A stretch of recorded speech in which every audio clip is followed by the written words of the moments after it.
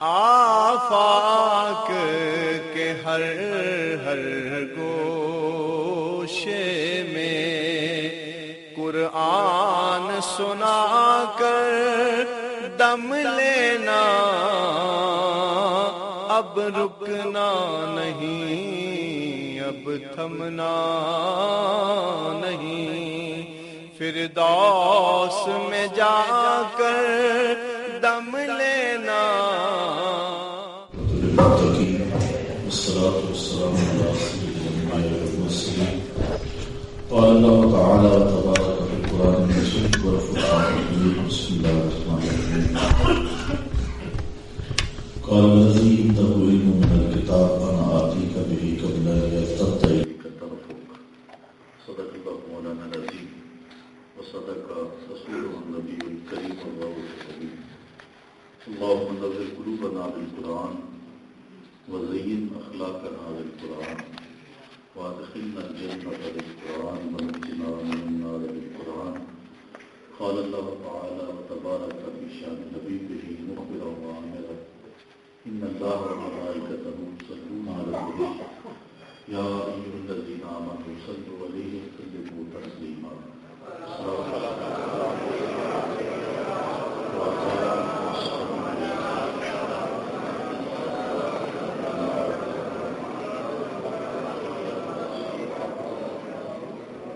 تمام حسنا تعریف و توصیف اللہ جل مجدہ الکریم کی ذات بابرکات کے لیے جو خالق کائنات بھی ہے اور مالک شاشرات بھی۔ اللہ جل وعلا کی حمد و ثنا کے بعد حضور نبی اکرم شفیع امم رسول محتشم نبی مکرم صلی اللہ علیہ وسلم کے حضور ناز میں اپنی عقیدتوں، ارادتوں، محبتوں اور نیازمندیوں کا خراج پیش کرنے کے بعد واجب الاحترام ذویل احتشام معزز محترم محتشم سامعین السلام علیکم ورحمۃ اللہ وبرکاتہ۔ آج جس دور سے میں اور آپ گزر رہے ہیں، عقائد اور اعمال کا فساد پوری طرح سے مانگ نفوذ ہے، معاشروں کے معاشرے برباد ہو رہے ہیں۔ اسلامی معاشرت جن خوبصورت عقائد پر مشتمل ہے، جب اس کو بگاڑا گیا تو ہمارا جو حال ہے وہ آپ کے سامنے۔ اس وقت ایک طرف تو مادیت کا فسون اس طرح طاری ہے کہ روحانی عظمتوں حتیٰ کہ مذہب کا بھی انکار کیا جا رہا ہے، اور دوسری جانب روحانیت اور تصوف کے نام پہ ہر چیز جو کہ اسلام کے مخالف اور متصادم بھی ہے اس کو بھی قبول کیا جا رہا ہے۔ اس موقع پہ ایسی بات کہنا جو قوم کی ضرورت ہے یہ انتہائی اہم ہے۔ ہمارے خطبات جمعات میں، ہمارے اجتماعات میں، ہمارے خطابات کے اندر ایک طرف تو بزرگوں کی کرامات کو، ان کے فضائل و مناقب کو بیان کیا جاتا ہے، لیکن بزرگی اور ولایت کے معیار کو بیان نہیں کیا جاتا، جس کے نتیجے میں قوم گمراہ اور بے دین لوگوں کے ہتھے چڑھ جاتی ہے۔ دوسری جانب ان گمراہ لوگوں کا بہانہ بنا کر کے کچھ لوگ واقعی حقیقتوں کا بھی انکار کر دیتے ہیں۔ پاکستان میں اس وقت کئی ایسی کتابیں شائع ہوئی ہیں جن میں مسلمہ بزرگوں کی عظمت اور رفعت کا نہ صرف انکار کیا گیا ہے بلکہ ان کو گمراہ اور گمراہ کنندہ کہا گیا ہے۔ اور دوسری جانب جو لوگ طے شدہ ہے کہ گمراہ ہیں، امت کا ایک طبقہ ان لوگوں کے دامن تصویر میں ہے۔ اس موقع پہ میں چاہوں گا کہ جو قرآن و حدیث کا مزاج ہے اس کے مطابق کچھ باتیں آپ کے گوش گزار کروں۔ گو میری باتیں دونوں طبقوں کے لیے تلخ ہوں گی، لیکن اپنے بھی خفا مجھ سے ہیں بیگانے بھی ناخوش، کہ میں زہر حلاحل کو کبھی کہہ نہ سکا کاند، بات وہی کہتا ہوں سمجھتا ہوں جسے حق، نئے ابلہ مسجد ہوں نئے تہذیب کا فرزند۔ تصوف اور ولایت کے نام سے اس وقت معاشرے میں 4 طرح کے طبقے موجود ہیں۔ پہلا طبقہ وہ ہے جو قول و عمل سے شریعت مصطفیہ کا مخالف ہے، جن کی وضاقتہ، جن کی حجامت، جن کا لباس، جن کا طرز زندگی، جن کا انداز معاشرت شریعت سے میل نہیں کھاتا، اور وہ اپنے عمل کے ساتھ ساتھ اپنے قول سے بھی اسلام کے مسلمہ اصولوں کی تکذیب کرتے ہیں اور اسلام کی تدحیق کرتے ہیں، علم کے مخالف ہیں، علماء کے دشمن ہیں۔ اسلام نے جن چیزوں کو ہمارے لیے فرض کیا ان کا تمسخر اڑاتے ہیں۔ یہ معاشرے کا گمراہ طبقہ ہے، یہ لوگ زندیق ہیں اور بے دین ہیں، ان لوگوں کا اسلام کے ساتھ کوئی تعلق، ربط و رشتہ نہیں ہے۔ یہ طبقہ معاشرے کے اندر پایا جاتا ہے، اور عموماً اس طبقے کو ہی ڈبہ پیر، جعلی پیر، 2 نمبر، یہ سارے لفظ اس طبقے کے لیے بولے جاتے ہیں، لیکن میں یہ لفظ اس طبقے کے لیے نہیں بولتا۔ میں ان کو 2 نمبر نہیں کہتا، ان کو ڈبہ پیر نہیں کہتا، اس لیے کہ یہ زندیقوں کا گروہ ہے۔ یہ 2 نمبر نہیں ہے، 2 نمبر وہ ہوتا ہے جس کی اصل نمبر کے ساتھ کوئی مشابہت ہو۔ اگر دودھ کے اندر آدھا کلو پانی ملا لیں تو آپ کہہ سکتے ہیں کہ یہ خالص نہیں، ناخالص دودھ ہے، کیونکہ ناخالص میں بھی تو کچھ خالص ہونا چاہیے۔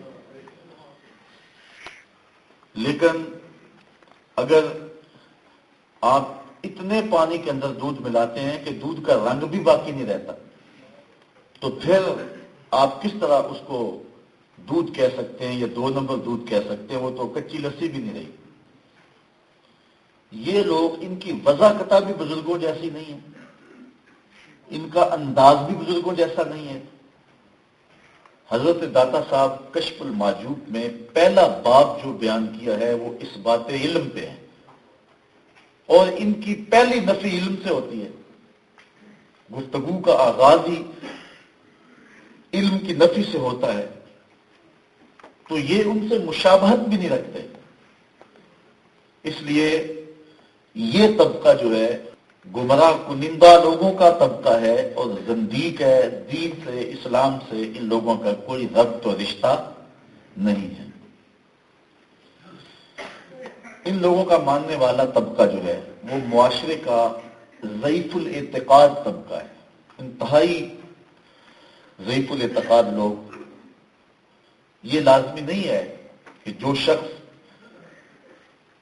بہت سارا عصری علوم رکھتا ہو وہ ضعیف الاعتقاد نہیں ہو سکتا۔ بڑے بڑے پڑھے لکھے شخص بھی ضعیف الاعتقاد ہو سکتے ہیں، اور ان پڑھ لوگ بھی فکری بلندی کے حامل ہو سکتے ہیں۔ تو بہت سارے پڑھے لکھے بھی، حتیٰ کہ بعض محراب و منبر سے وابستہ لوگ بھی ان لوگوں کے ساتھ وابستہ ہو جاتے ہیں، اور یہ معاشرے کا انتہائی ضعیف الاعتقاد طبقہ ہے۔ اور بہت تھوڑے لوگ ہیں جو ان لوگوں کے ساتھ وابستہ ہیں۔ بھانگ، چرس، افیون اور دیگر منشیات ان کے ڈیروں پہ سلسلہ چلتا ہے۔ اس کو میں کہتا ہوں کہ میں 2 نمبر نہیں کہتا، یہ صوفیوں کی نقل کیا ہے، یہ تو اصل انسانوں کی نقل بھی نہیں لگتی۔ جو بندہ 6 سال غسل ہی نہیں کرتا تو اس کے بارے میں آپ کیا رائے دیتے ہیں؟ تو معاشرے کا جو طبقہ ان کو مانتا ہے یا ان کو اپنا رہنما اور پیر یا مرشد سمجھتا ہے، وہ انتہائی ضعیف الاعتقاد طبقہ ہے، اور تھوڑے لوگ ہیں، بہت زیادہ نہیں ہیں۔ لیکن جب عموماً طور پہ جعلی پیر کا، ڈبہ پیر کا لفظ بولا جاتا ہے تو عموماً ان کے لیے بولا جاتا ہے۔ میں اس کی نفی کی ہے کہ میں ان کو زندیق سمجھتا ہوں، بلکہ میں نے شریعت کا یہ فیصلہ ہے، جو ضروریات دین کا منکر ہو وہ زندیق ہے، اور یہ ضروریات دین کے منکر ہیں، نماز کا تمسخر اڑاتے ہیں، اور جو ہے وہ اسلام کے جو مسلمہ اصول ہیں ان کا تمسخر اڑاتے ہیں۔ دوسرا طبقہ وہ ہے جن کو میں 2 نمبر پیر اور جعلی پیر یا ڈبہ پیر کہتا ہوں۔ ان کا حلیہ اور ان کی وضاقتہ بزرگوں جیسی ہے۔ ان کی حجامت، ان کے جبے، ان کی دستاریں اور ان کی گفتگو علماء، صلحاء، بزرگوں جیسی ہے۔ لیکن یہ لوگ لباس خضر میں راہزن ہیں۔ ہمارے پاس کوئی تھرمامیٹر نہیں ہے کہ ہم ان لوگوں کو پہچان سکیں۔ سب سے زیادہ نقصان اس طبقے نے دیا ہے، یہ 2 نمبر طبقہ ہے۔ اس کو کون پہچانتا ہے؟ اللہ کے خاص بندے پہچانتے ہیں، یا پھر اللہ نے جس کو بصیرت عطا فرمائی، یا پھر جو لوگ ان لوگوں سے ڈسے جاتے ہیں، اور ان لوگوں سے جو ڈسے جاتے ہیں بعض کا وہ دین سے دور ہو جاتے ہیں، چونکہ لباس خضر میں ہے نا، اور ان کی ظاہری وضاقتہ، ان کا اٹھنا بیٹھنا، علماء کے پاس بھی آنا جانا ہے، مساجد کے اندر بھی ان کا تعلق ہے، ہمارے اجتماعات کے اندر ایسے بعض لوگ مہمان خصوصی بھی ہو سکتے ہیں، میں بھی دھوکہ کھا سکتا ہوں ایسے لوگوں سے، آپ بھی کھا سکتے ہیں۔ پہچاننا مشکل ہے کیونکہ ہمارے پاس کوئی ایسا معیار نہیں ہے۔ شریعت کا فتویٰ تو ظاہر پہ ہوتا ہے، اور ظاہر ٹھیک ہے نماز میں پڑھ رہے ہیں، لیکن ہیں زر پرست، اسلام سے کوئی غرض نہیں، دین سے کوئی غرض نہیں، مصنوعی لبادہ اڑا ہوا ہے، ریاکار ہیں، تصنع اور بناوٹ کے پلندے ہیں۔ یہ طبقہ سب سے زیادہ نقصان دہ ہے، اور یہی جعلی پیر ہیں، اور یہی ڈبہ پیر ہیں، اور یہی 2 نمبر ہیں جو 1 نمبر سے شکل میں ملتے جلتے ہیں۔ یہ طبقہ معاشرے کی تل چھٹ ہے، اور اس طبقے نے سخت نقصان پہنچایا ہے، ہماری صفوں میں موجود ہو کر کے ہماری عقیدتوں کو سمیٹا ہے، لوٹا ہے، اور ان لوگوں نے جو ہے وہ لوگوں کو اسلام سے، دین سے دور کیا ہے، چونکہ انہوں نے لوگوں کو دین نہیں دیا، اپنی ذات کے دائرے میں رکھا ہے۔ اس عنوان سے بہت کچھ کہا جا سکتا ہے، لیکن میرے پاس وقت تھوڑا ہے، ورنہ اگر اس پر میں زیادہ گفتگو کروں تو کچھ بصیرت اس گفتگو سے ایسے طبقے کی آپ کو نصیب ہو ہی سکتی ہے، انشاءاللہ پھر کبھی صحیح۔ تیسرا طبقہ وہ ہے کہ جو ظاہر اور باطن سے ایک جیسا ہے، ان لوگوں کی طرح منافق اور ریاکار نہیں ہے، ان کی وضاقتہ بھی ٹھیک ہے اور وہ ہیں بھی مخلص، لیکن ان کا فہم طریقہ ٹھیک نہیں ہے۔ یہ لوگ اپنی کم علمی کی وجہ سے یا کسی چشمہ صافی تک نہ پہنچنے کی وجہ سے فہم طریقت صحیح نہیں رکھتے۔ ان لوگوں کے پاس جانے والے لوگ اور ان لوگوں سے وابستہ ہونے والے لوگ ان سے بدظن نہیں ہوتے، کیونکہ ان کا ظاہر باطن ایک جیسا ہے۔ لیکن نقصان کیا ہوتا ہے؟ یہ لوگ قوم کو جمود میں اور تعطل میں مبتلا کر دیتے۔ ان کے فقر کو اقبال نے فقر ہندی کہا ہے، جس کے مقابل میں جو اصل فقر ہے فقر حجازی، جو میں چوتھے طبقے میں آپ کے سامنے رکھوں گا۔ یہ لوگ معاشرے کے اندر بہت سارے ہیں اور انہیں اچھا اور مخلص سمجھا جاتا ہے، اور ان کی پہچان اس طبقے سے بھی زیادہ مشکل ہے، کیونکہ ان کے ساتھ وابستہ لوگ جو ہیں وہ ان کے ظاہر باطن کو جانتے ہوتے ہیں اور قریب ہو کر کے بھی ان کو دیکھا ہوتا ہے اور وہ کوئی بات ماننے کے لیے تیار نہیں ہوتے. یہ نقصان دہ نہیں ہے دوسرے طبقے کی طرح یا پہلے طبقے کی طرح، اس طرح کا نقصان، لیکن جو اسلام کا مزاج ہے اس مزاج کی مخالفت ہے، اس اعتبار سے کہ یہ جمود اور تعطل میں لوگوں کو مبتلا کر دیتے ہیں. اور اسلام کا مزاج کیا ہے؟ هو الذی ارسل رسولہ بالہدی ودین الحق لیظہرہ علی الدین کلہ، جو غلبہ اسلام ہے. علامہ اقبال نے نذیر احمد دہلوی کے نام ایک مکتوب میں لکھا کہ جب فقر فلسفہ بننا چاہتا ہے تو فقیر کی روح سے بغاوت کرتی ہے. میں اس فقر کا قائل ہوں جو حرکی ہے، جس میں تحرک پایا جاتا ہے.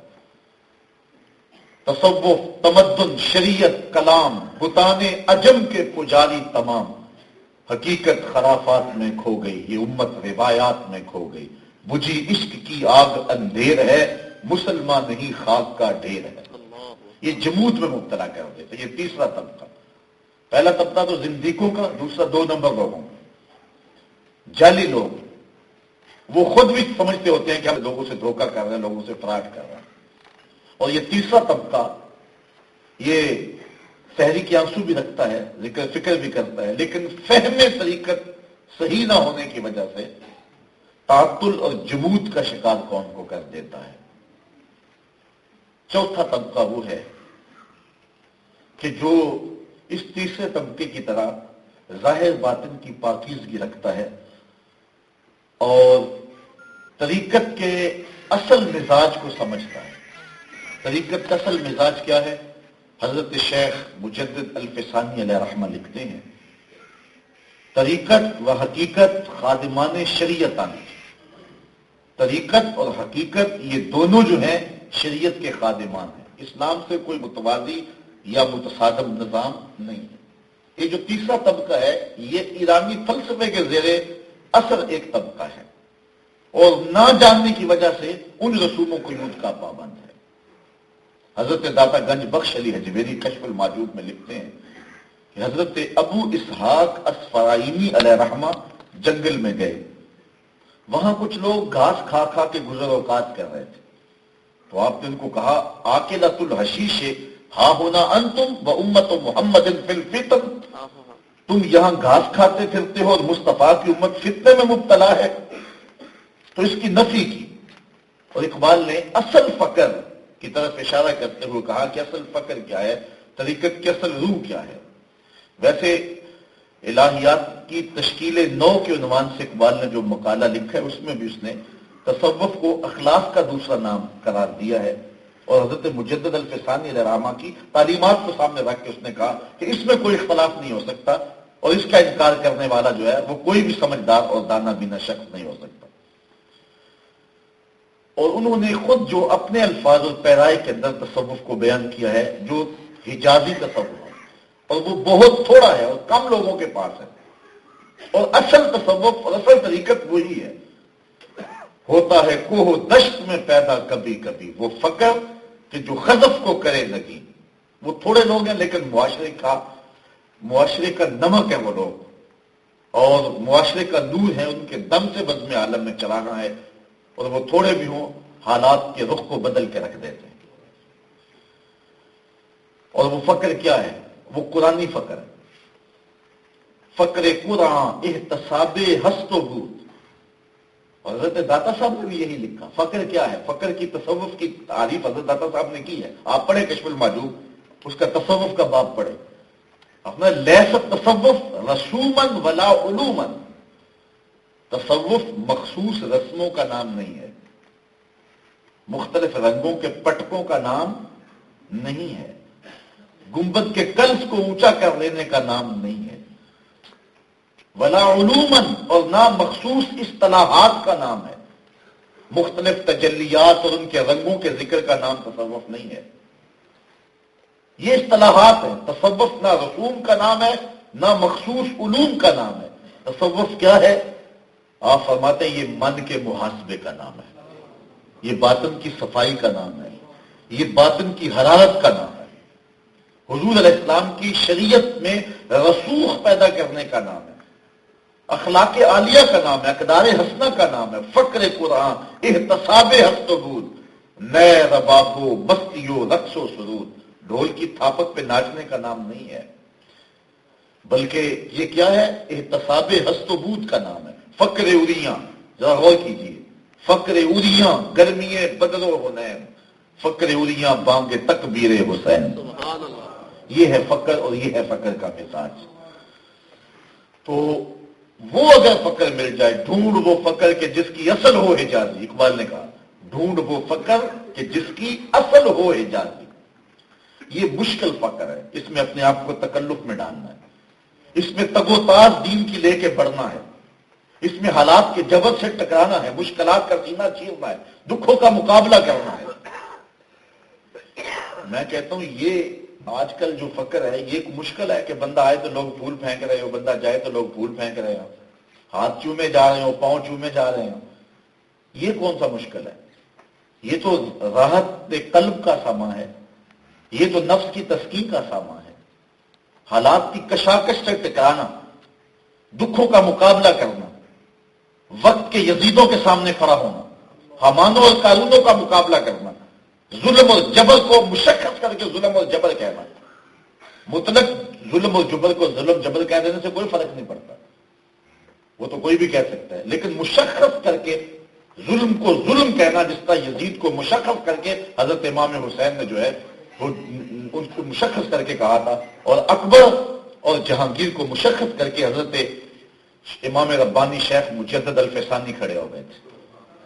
تو یہ مشکل کام ہے، اس میں جان کا بھی زیاں ہوتا ہے، پاؤں میں بیڑیاں بھی پڑتی ہیں، ہاتھوں میں ہتھ کڑیاں بھی آتی ہیں، اور فصیلے دار پہ سروں کا چراغاں بھی کرنا پڑتا ہے۔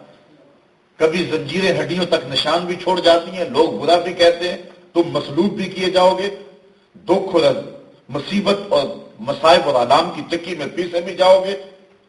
یہ وراثت ہے حضرت بلال حبشی کی، یہ وراثت ہے سلمان فارسی کی، یہ وراثت ابو ذر غفاری کی، یہ فقر وراثت ہے حضرت صدیق اکبر کی، یہ فقر وراثت حضرت فاروق اعظم کی، اور یہ فقر وراثت ہے حضرت جنید بغدادی کی، یہ فقر وراثت ہے حضرت مجدد الفسانی، حضرت داتا گنج بخش علی اجمیری کی۔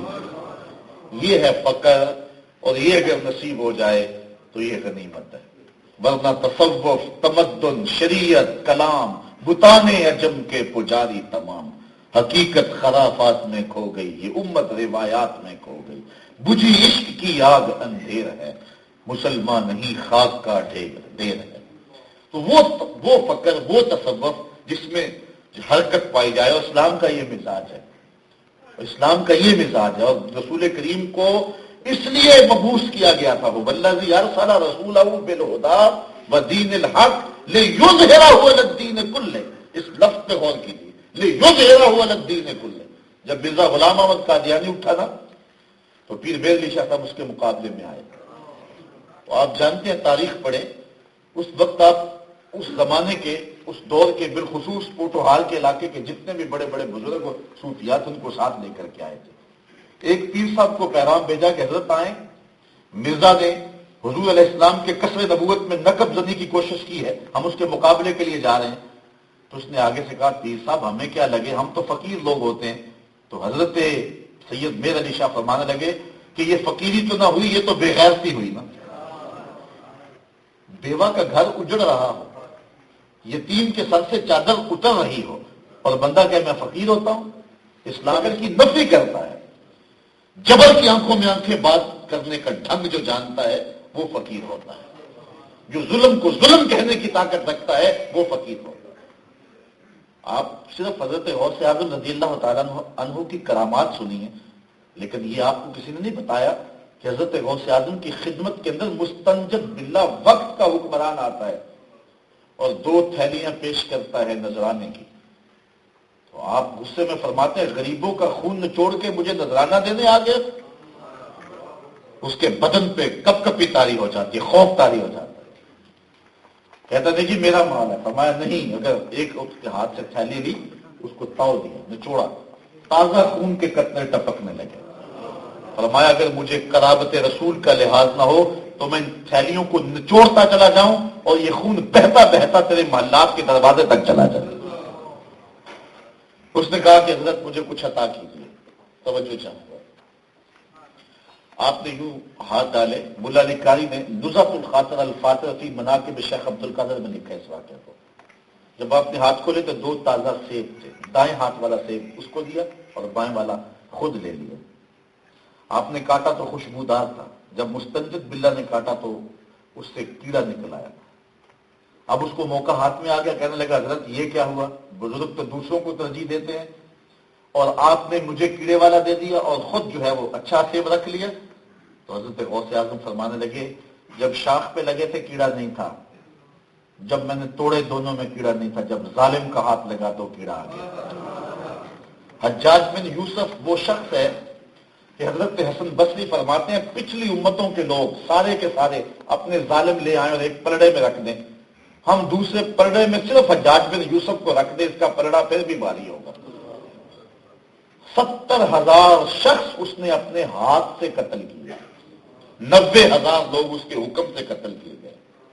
حضرت عبداللہ ابن زبیر رضی اللہ تعالیٰ عنہ کو حرم کے صحت میں صحابی رسول کو یوں ذبح کیا جاتا مینڈے کو ذبح کیا جاتا، کوئی ہمت نہیں رکھتا تھا حجاج بن یوسف کے سامنے اونچی سانس بھی لے، کیونکہ اس کے مزاج کے خلاف کوئی بات ہوئی نہیں، اس نے گردن کاٹی۔ ایک فقیر آ گیا بصرے میں، حجاج بن یوسف نے اپنے سپاہیوں کو بھیجا کہ جاؤ اس کو اٹھا کے لاؤ۔ فقیر آ گیا سامنے، حجاج بن یوسف کہنے لگا کہ میرے لیے کوئی وظیفہ بتائیے۔ شیخ سادی نے لکھا ہے قدام عبادت فاضل ترس، کون سی عبادت اور کون سا وظیفہ میرے لیے بہترین ہے؟ فقیر کہنے لگا دوپہر تک سویا رہا کر۔ کہا یہ کیسا وظیفہ ہوا؟ کہا کم از کم دوپہر تک لوگ تیری شر سے تو بچے رہیں گے۔ یہ حجاج بن یوسف کے سامنے فقیر کھڑا ہو کے کہہ رہا ہے، یہ فقر کا مزاج ہے۔ اچھا فقیر کی ایک ہیبت ہوتی ہے، کہنے لگا اچھا حضرت میرے لیے کوئی دعا کر دیجیے۔ ہاتھ اٹھا، یا اللہ حجاج بن یوسف کی جان نکال لے۔ کہنے لگا کہ یہ میرے لیے دعا تو نہیں ہوئی، یہ تو بد دعا ہوئی۔ کہا بد دعا نہیں، دعا ہے، اس لیے کہ تیرا پلڑا گناہوں کا بھاری سے بھاری ہوتا جا رہا ہے روز، تو چلو کچھ کم قتل ہوں گے تیرے نامہ اعمال کے اندر، اس لیے ابھی مر جائے تو جان چھوٹے۔ لوگوں کے لیے بھی یہ دعا ہے اور تیرے لیے بھی یہ دعا ہے۔ یہ فقیر ہوتے ہیں۔ ایک اور رنگ دیکھیے اخلاقیات کی صورت میں، یہ میں دلیری کے عنوان سے بات آپ کے سامنے کی۔ تصوف میں ایک نام ہے حضرت حاتم بن الوان الاسم رضی اللہ تعالیٰ عنہ۔ اسم کہتے ہیں جس کی شنوائی نہ ہو، بہرے کو، سمم بکمن قرآن میں آپ پڑھتے ہیں لفظ۔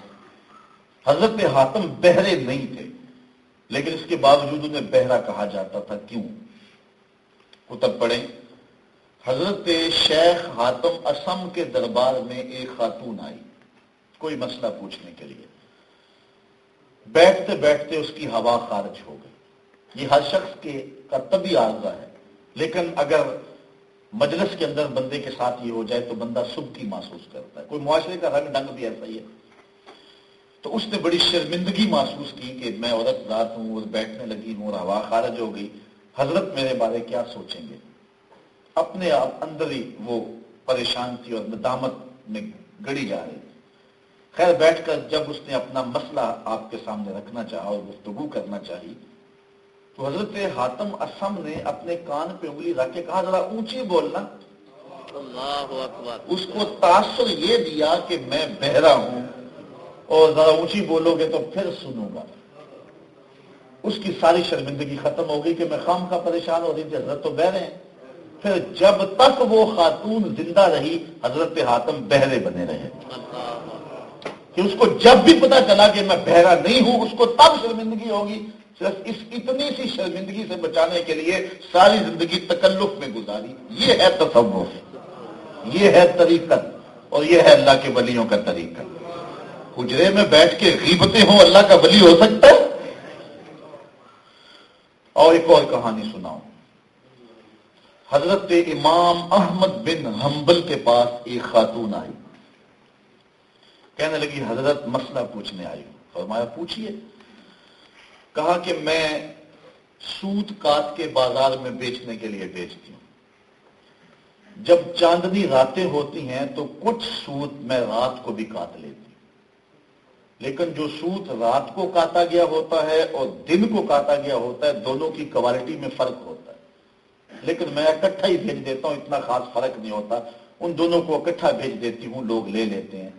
لیکن مجھے پریشانی ہے، مجھے مسئلہ بتایا جائے کہ اس کو اکٹھا بیچا کروں یا الگ الگ بیچا کروں. حضرت امام محمد بن حنبل حیران رہ گئے.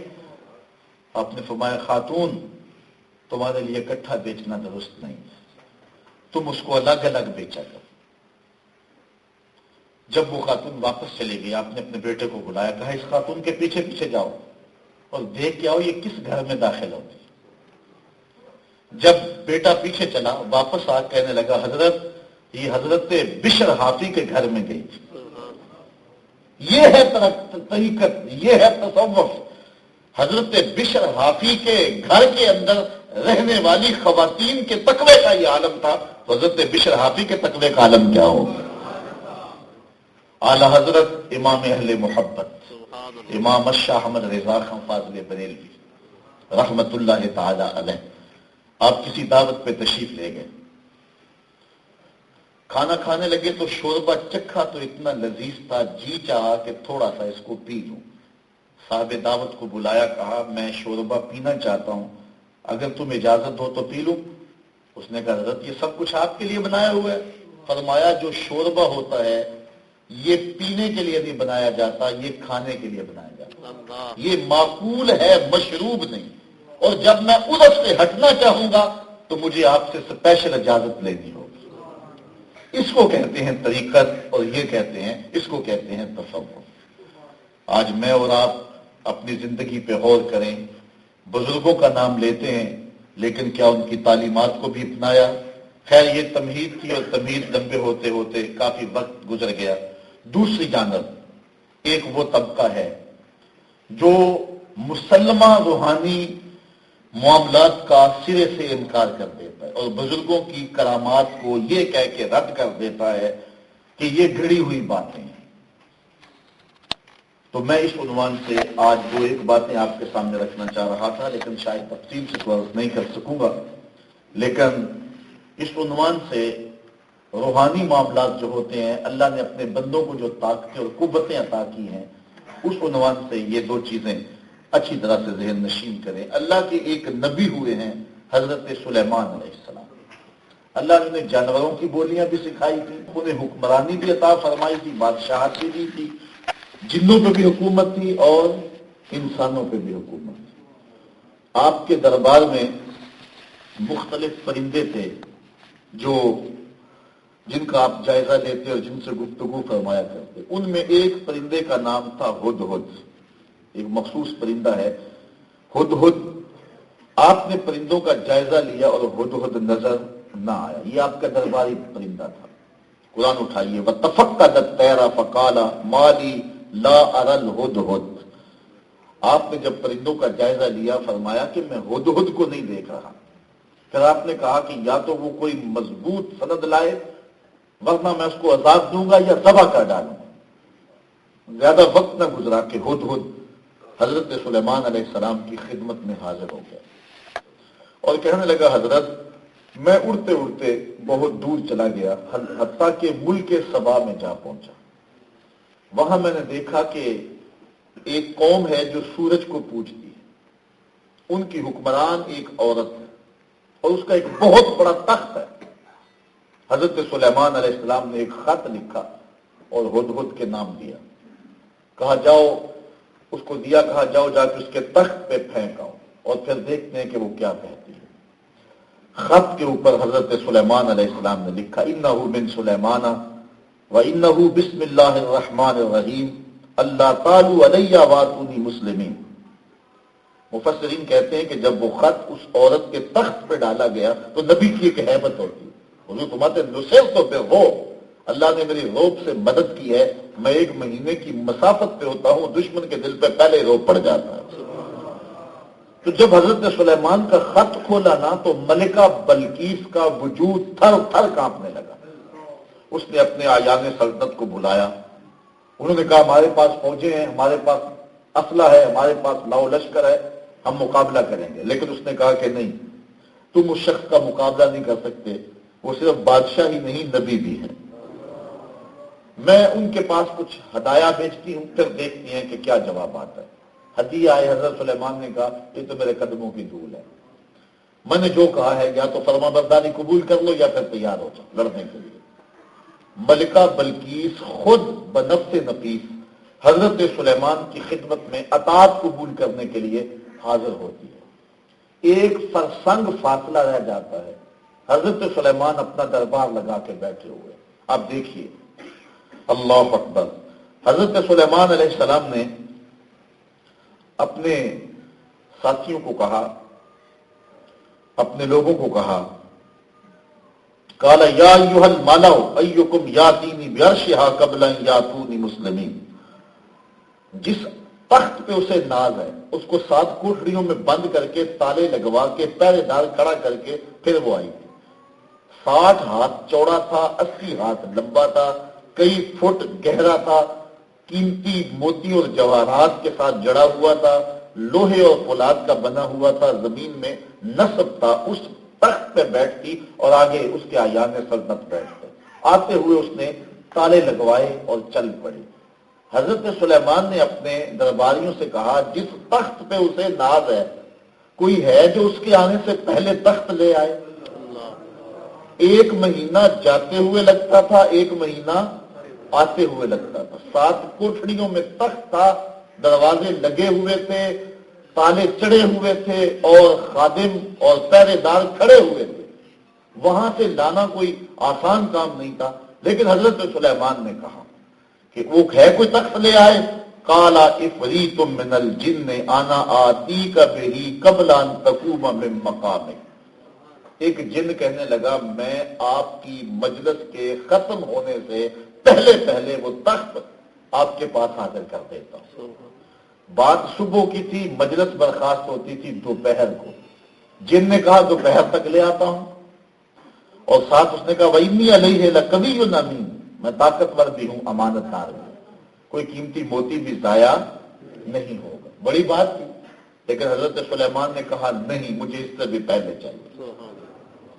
پھر کیا ہوا؟ آؤ قرآن دیکھتے ہیں. قال الذی عنده علم من الکتاب. پھر وہ شخص اٹھا جس کے سینے میں کتاب اللہ کا علم تھا. آصف بن برخیہ نام مفسرین نے لکھا ہے، سکا بانجا لگتا تھا حضرت سلیمان کا، آپ کا صحابی تھا، آپ کا مشیر تھا. اس میں اعظم اسے دیا گیا. وہ کہنے لگا، اٹھ کے کھڑا ہوا، کیا کہتا ہے؟ آنا آتی کا بہی، میں اس کو لے آتا ہوں. کتنی دیر میں لاؤ گے؟ جن نے تو کہا دوپہر تک لے آؤں گا. لیکن آصف بن برخیہ فرمانے لگے، عرض کرنے لگے میں اس کو لے آتا ہوں. یہ نہیں کہا کہ اس کو منگواتا ہوں، یہ غور کیجیے. آنا آتی کا بے ہی، میں اس کو جا کے لے کے آتا ہوں. آنا میں آتی کا آتا ہوں آپ کے پاس کا، آپ کے پاس بے ہی اس کے ساتھ، اس کو لے کے، یعنی میں ابھی جاتا ہوں، تخت لے کے ابھی آتا ہوں. کتنی دیر میں؟ قبل ان یرتد الیک طرفک، آپ کی آنکھ کے جھپکنے سے پہلے. یہ بھی نہیں کہا اپنی آنکھ کے جھپکنے سے پہلے. اپنی آنکھ کے جھپنے کو چند سیکنڈ کے لیے روکا بھی جا سکتا ہے، لیکن کہا آپ کی آنکھ کے جھپکنے سے قبل میں ابھی جا کے اس تخت کو آپ کی خدمت میں لے آتا ہوں. 1 مہینہ جاتے ہوئے لگتا تھا، 1 مہینہ آتے ہوئے لگتا تھا. 7 کوٹھڑیوں میں تھا، اتنا بڑا تھا. کہا اتنی جلدی لے آتا ہوں. فلما رآہ مستقرا عنده، ابھی آنکھ جھپکی نہیں ہے، تخت سامنے پڑا ہوا. قال ھذا من فضل ربی، کہا یہ میرے رب کا جس نے میرے غلام کو یہ طاقت دی. علماء نے لکھا کہ حضرت سلیمان نے رب سے کیوں نہیں کہا کہ مالک وہ تخت آ جائے، خود کیوں نہیں لائے؟ دنیا کو بتلانا مقصود تھا. یہ شان ہے خدمتگاروں کی، سرکار کا عالم، یہ نبی کے در سے وابستگی اختیار کرنے والے کی طاقت ہے. بنی اسرائیل کے ولی کی طاقت ہے تو بنی اسرائیل کے نبی کی طاقت کتنی ہوگی، اور پھر امام الانبیاء کی طاقت کتنی ہوگی. اچھا اگر کوئی بات کسی بزرگ کی کرامت کے حوالے سے ویسے بیان کی جاتی تو شاید کوئی کہہ دیتا کہ یہ گھڑی ہوئی کہانی ہے. حدیث رسول میں یہ واقعہ ہوتا شاید کوئی لکھ دیتا کہ یہ حدیث ضعیف ہے. لیکن قرآن کو تو ضعیف نہیں کہا جا سکتا، یہ آیت ضعیف تو نہیں ہو سکتی. اور قرآن بیان کر رہے ہیں قال الذی عنده علم من الکتاب انا آتیک بہ قبل ان یرتد الیک طرفک. اچھا غور کیجئے، جس طرح حضور نبیوں سے افضل ہیں، حضور کی امت باقی امتوں سے افضل. جب بنی اسرائیل کی امت کے ایک ولی کو یہ طاقت دی گئی ہے تو کیا ایسی طاقت حضور کی امت کے ولی کو نہیں دی جا سکتی؟ تو پھر انکار کس منہ سے کیا جاتا ہے؟ چلو ایک کہانی سنا دیتا ہوں. کابل کا شہر ہے، ہجوم بنا ہوا ہے، بادشاہ کے محل سے ایک کنیز نکلی. اس نے لوگوں کو کہا کہ یہ ہجوم کیسا ہے؟ لوگوں نے کہا بخارے سے شاہ نقش بند بخاری آئے ہوئے اور لوگ ان سے نیاز بندی حاصل کر رہے ہیں اور ان کے ہاتھ پہ بیعت ہو رہے ہیں. وہ سادی سی خاتون تھی، اس نے کہا یہ کیا ماجرا ہوتا ہے؟ تو لوگوں نے بتایا کہ یہ لوگ تزکیہ نفوس کرتے ہیں، باطن کی طہارت کا سامان کرتے ہیں. اور اس کے ذہن کے مطابق بتایا کہ جب بھیڑ بن جائے تو کھیویلے کام بھی آ جاتا. اس نے سوچا کہ نسبت قائم کر دینے میں کیا حرج ہے. حضرت شاہ نقشبند بخاری نے اس کو قبول کر لیا اور اس کو اوراد و وظائف دیے. نیک پہلے تھی لیکن بعد میں آپ کے بتائے ہوئے اوراد و وظائف کی وجہ سے مزید برکت آ گئی، حتیٰ کہ اس کی دیانت کی وجہ سے بادشاہ وقت نے اس کو اپنی خاص قربت عطا کی. اپنے گھر کے اندر اس کو آنا جانا اس کا شروع ہو گیا. باقی لونڈیاں اور کنیزیں جو تھی وہ حسد کر گئی. انہوں نے چوری کر کے بادشاہ کے گھر سے زیور اس کے نام لگا دیا اور پھر کہیں سے برآمد بھی کروا دی. بادشاہ نے اس کی صفائی نہ سنی، غصے میں آ گیا کہ میں نے اس کو اتنی قربت دی، اس نے میرے اعتماد کو ٹھیس پہنچایا.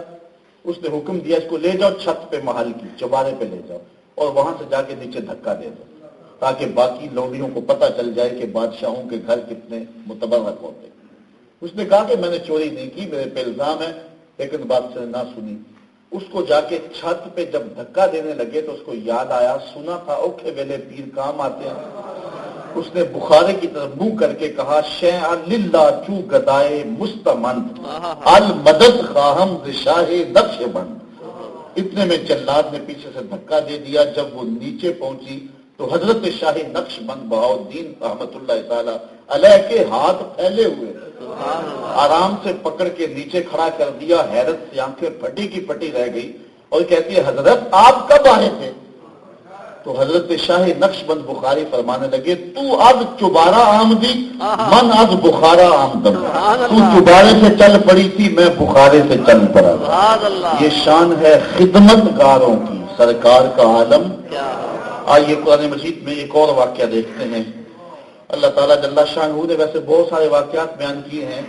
اصحاب کہف کا واقعہ بھی ہے، موسیٰ و خضر کا واقعہ بھی ہے، لیکن یہ ہم واقعہ ولی کا دیکھا، اب اللہ کی ایک ولیہ کا واقعہ دیکھتے ہیں.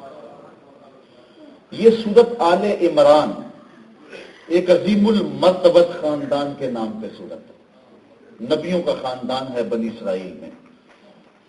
حضرت عمران کی بیوی کا نام ہے حضرت حنہ سلام اللہ علیہ. عمر بیتتی جا رہی ہے لیکن اولاد نہیں. خیر اللہ کی تقسیم پہ راضی ہیں، صبر شکر کر کے زندگی گزار رہی ہیں. ایک دن عجیب واقعہ ہوا. دوپہر کا موقع تھا. صحن میں چارپائی بچھا کے درخت کے نیچے لیٹی تو ایک منظر دیکھا کہ شاخ پر چڑیا نے بچے نکالے ہیں اور بھوک سے بچے بلکتے ہیں. چڑیا اڑ کے کہیں جاتی ہے اور ایک دانہ لے کے آتی.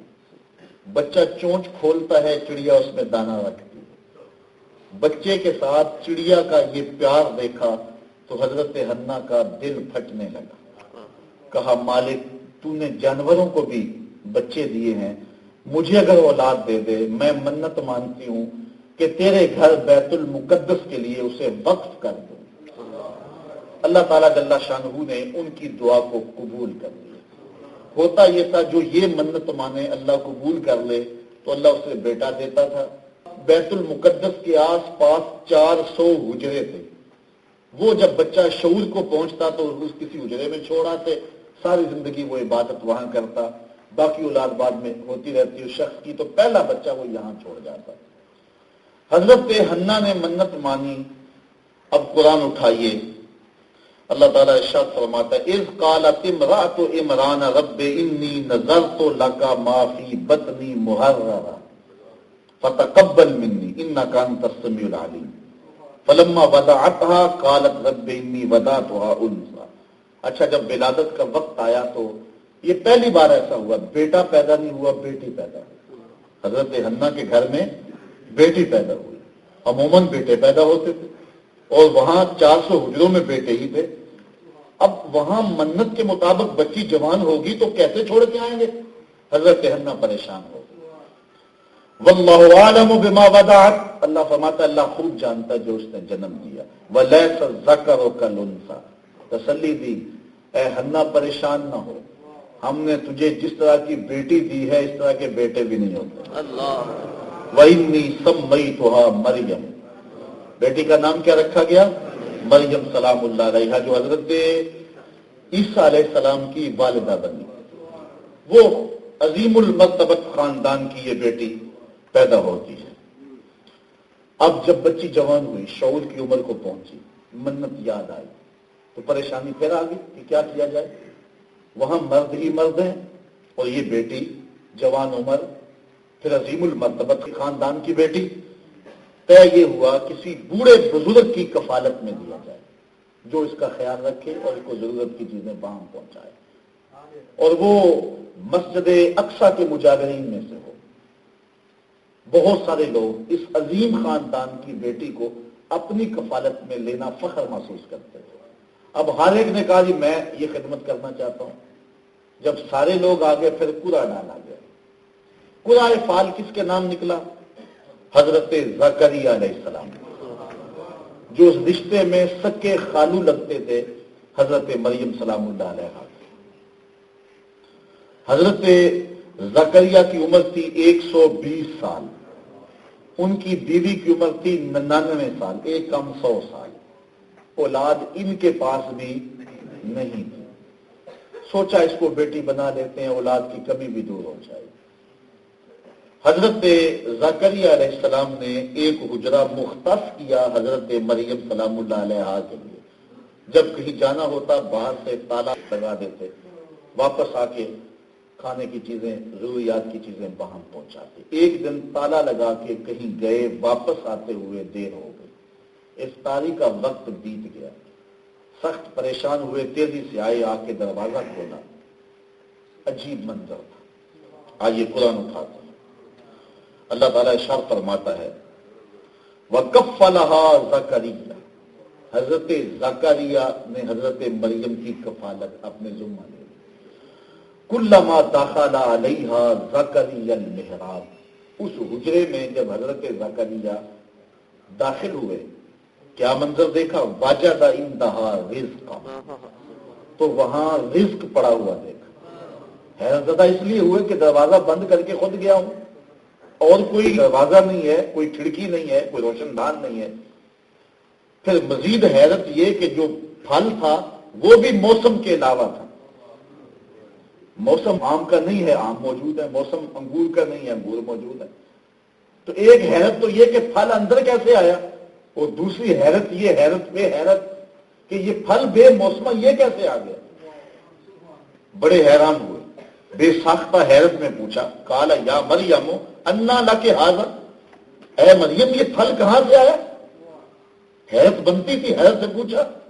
حضرت مریم نے بے ساختہ جواب دیا قالت ھو من عند اللہ, کہا یہ میرے اللہ نے دیا, یہ میرے اللہ نے دیا ہے. ان اللہ یرزق من یشاء بغیر حساب, اور جس کو چاہتا بغیر حساب کے دیتا ہے.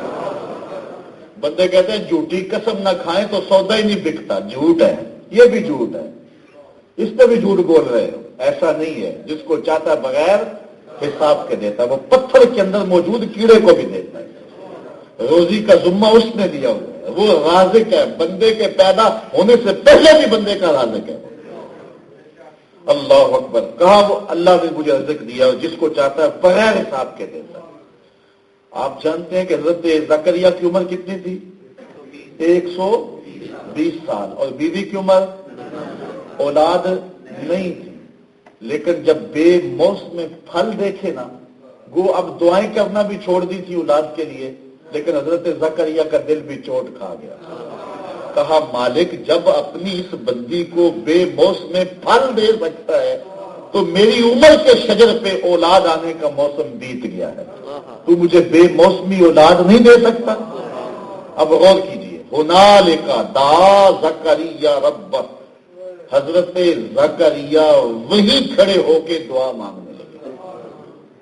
قال رب ہب لی من لدنک ذریۃ طیبہ، اے میرے رب مجھے اپنے پاس سے ستھری اولاد عطا کر۔ یہاں یہ بات بھی سمجھ آئی کہ جہاں رحمتوں کو اترتے ہوئے دیکھو وہاں دعا مانگو۔ حضرت مریم سلام اللہ علیہا ولیہ ہیں، نبی نہیں ہیں، اور حضرت زکریا نبی۔ بیت المقدس کے قرب میں حجرہ ہے، بیت المقدس پاس ہے، صخرہ قریب ہے، حضرت زکریا وہاں سے آ کے صخرہ کے قریب کھڑے ہو کے دعا نہیں مانگتے، بیت المقدس میں دعا نہیں مانگتے۔ قرآن کے لفظ ہے ہنالک، اسی جگہ پہ جہاں رحمتیں اترتی دیکھی تو حضرت زکریا نے فوراً وہی دعا مانگی۔ یہ نہ سوچا کہ میں نبی ہوں اور یہ ولیہ ہے اور یہاں کیوں مانگوں، دیکھنا یہ ہے رحمتیں کس کی اتر رہی ہیں۔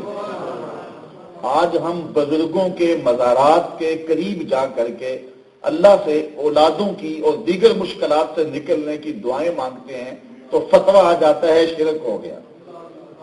ایسا نہیں ہے، جہاں رحمتیں اتر رہی ہو وہاں دعا مانگی جاتی ہے، اور جہاں اللہ کے بندے کی قبر ہو، صحیح حدیث ہے القبر روضۃ من ریاض الجنہ، مومن کی قبر جنت کے باغوں میں سے ایک باغ ہے، اور اگر جنت میں بھی رحمت نہیں ہے تو کہاں ہے؟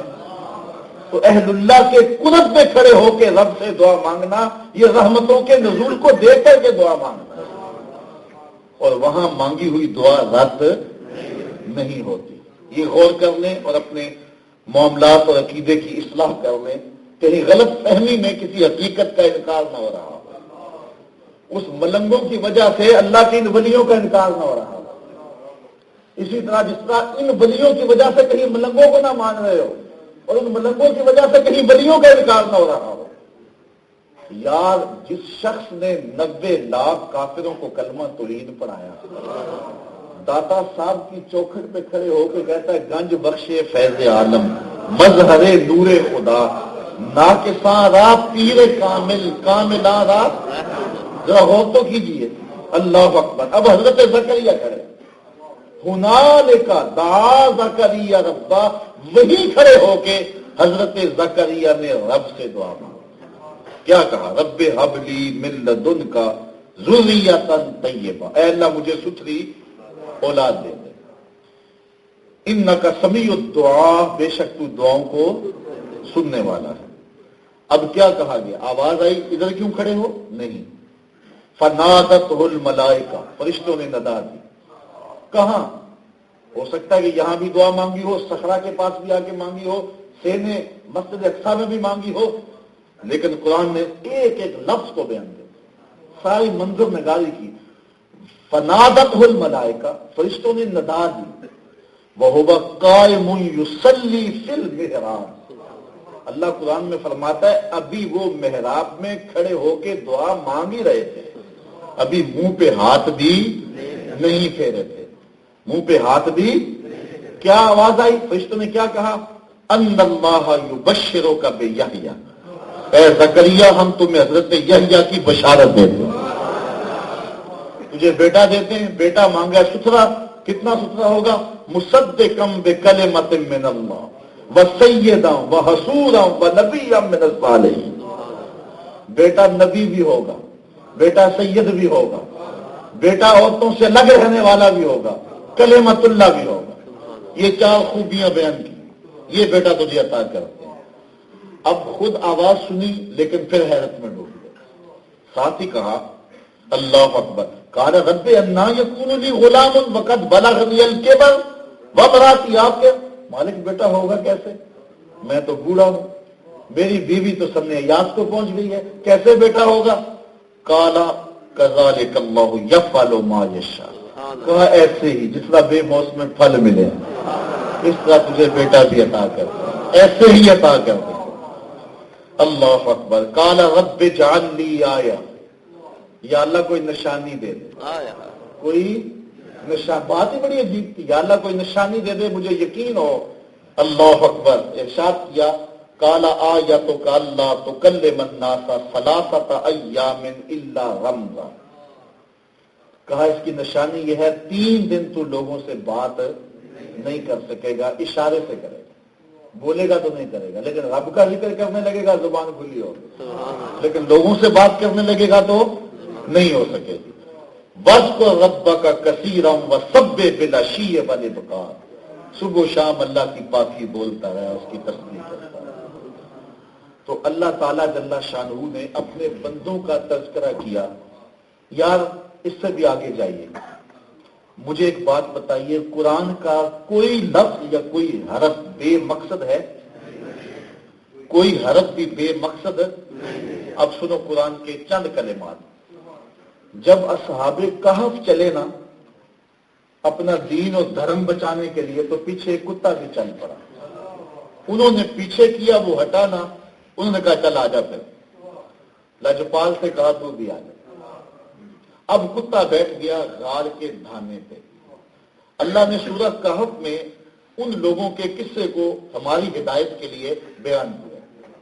اس میں کتے کا ذکر آیا تو مالک نے کہا وَقَلْبُهُمْ بَاسِطٌ ذِرَاعَیْہِ بِالْوَسِیلِ. ان کا کتا غار کے دھانے پہ بازوؤں کو پھیلا کے بیٹھا ہے. مجھے بتاؤ اس میں تبلیغ کیا ہے؟ کتے کے بیٹھنے کے سٹائل کو بیان کیا, اس کی حیت جلوس کو بیان کیا.